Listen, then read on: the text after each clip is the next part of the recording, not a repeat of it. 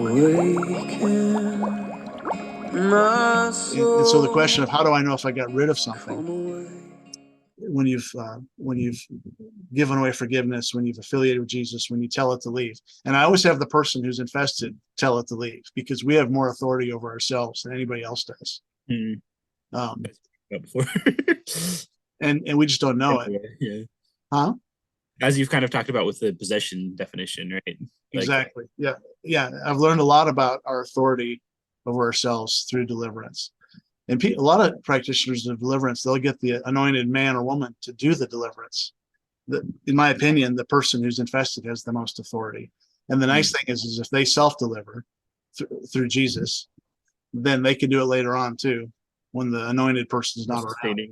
And they can give it away more easily too, because you don't have to, it's not dependent on a particular person. It's just dependent upon Jesus, the blood of the Lamb and the word of your testimony. So we know if it left because we see it leave, but ultimately that doesn't matter.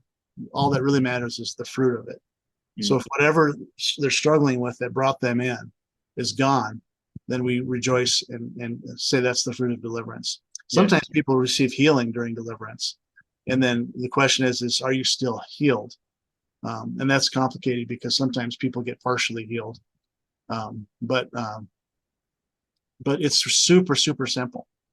We don't have to figure out the name of the demon. We don't have to do a lengthy inventory of somebody's sin history. But you do have to have discernment flowing on some level. And the reason I probably like to do a lot of deliverance is because for whatever reason, that particular spiritual gift is highly operative. And my biggest struggle is how to reproduce that gift. I think discernment is common, but we're not used to it and people don't flow in it. There's a misunderstanding of how it works. But I find that anyone who helps me pray has discerning of spirits. They see or feel something. A lot of times they'll sit back and let me do it, which I get frustrated with that because the whole point is reproducing ministry. Yeah, not just to heal. So with that, how do you, if you do have a gift, or I mean, we all have that gift to some extent, right? How do you strengthen that? How do you cultivate that? By doing it. Any other spiritual gift of tongues, speak in tongues, you're strengthening that gift. Okay, but so that one's a little bit easier to visualize, right? Because it's a thing, it's like an action. Maybe, but people often think they're faking it when they pray in tongues, or they're making something up. So I think all spiritual gifts have an element of question mark. Is this really happening? Am I crazy? So how do you like, so you said practice discernment, like, okay, like you see stuff and you allow yourself to see stuff. And usually it's because of love. We want someone to be free. We see something on them. We might not think it's a demon. We might think it's just a problem, an emotional problem, or a character flaw, which it generally is because these things are tied together. We love people and we want them to be free, and we see something about them. We don't know what to do with it. Why don't you go to a counselor? Why don't you get some prayer? If there's a theology for deliverance, why don't you go get rid of that demon that I think you have? And they're like, I don't have a demon. You're crazy. A bit aggressive. That's like the most offensive thing you could tell me is I have a demon. I offend people fairly regularly when I say everyone deals with demonization.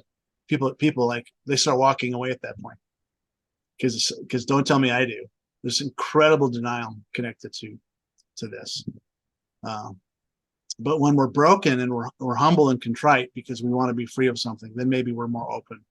But I mean, the visual of the person's like beating his chest saying, yeah, forgive me. I'm a sinner. Yeah. He's aware, as opposed to the Pharisee who's like, thank God I'm not like him. And that's the mindset we always have. Thank God I'm not demonized that screwed up person. But the truth is all we're doing is suppressing it and hiding it and trying to keep that beast in the cage and hope it doesn't come out at the wrong time. So like if you want to grow in discernment, then you should sit. The easiest way that I know of, since you're friends with a crazy person who does it, of course I live far away, is just help me with someone who needs deliverance. And then you process it. Was that legitimate? Was that just weird? Or did something beautiful happen there? Does Jesus free people in that way? And what is it that I saw when I was helping with that? Was that actually discernment, or was that just my imagination for a moment? Because spiritual gifts are always murky. Paul says it in the chapter right after the spiritual gifts chapter. We see through a glass darkly in the King James. We see through a mirror, a foggy mirror, but then it'll be face to face. And so spiritual gifts require faith. All of them do.